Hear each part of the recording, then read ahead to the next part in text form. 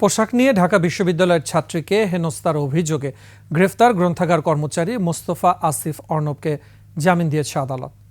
আসিফের মুক্তি দাবিতে শাহবাগ থানায় তৌহিদি জনতার নামে তুল কালামের পর ঢাকার চিফ মেট্রোপলিটন ম্যাজিস্ট্রেট আদালতের ম্যাজিস্ট্রেট মেহরা মাহবুব তার জামিনের আদেশ দেন।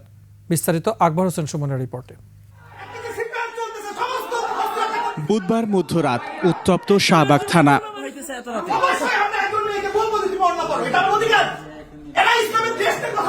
ঢাকা বিশ্ববিদ্যালয়ের ছাত্রীকে হেনস্থার অভিযোগে গ্রেফতার বিশ্ববিদ্যালয় গ্রন্থাগারের কর্মচারী মোস্তফা আসিফের মুক্তির দাবিতে থানার ভেতরে তৌহিদি জনতার এই জটলা।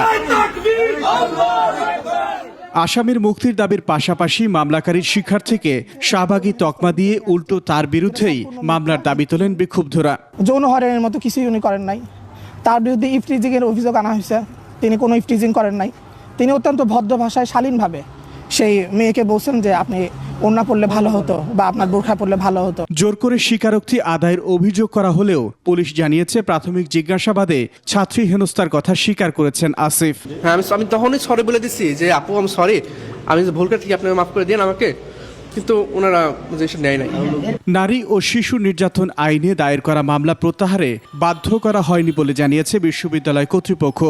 লাইব্রেরিয়ান একটা ফ্যাক্ট ফাইন্ডিং কমিটি করেছে এবং এই কমিটি তদন্ত চলাকালে সে সকল থাকবে, বিরত থাকবে আর কি, এই সিদ্ধান্ত নেওয়া হয়েছে। ওরা সবাই মিলে এখানে সিদ্ধান্ত নিয়েছে আর কি।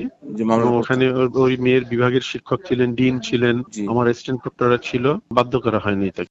বিশ্ববিদ্যালয় কর্তৃপক্ষ মামলা প্রত্যাহারে সমঝোতার কথা বললেও শাহবাগ থানা এ বিষয়ে অবগত না।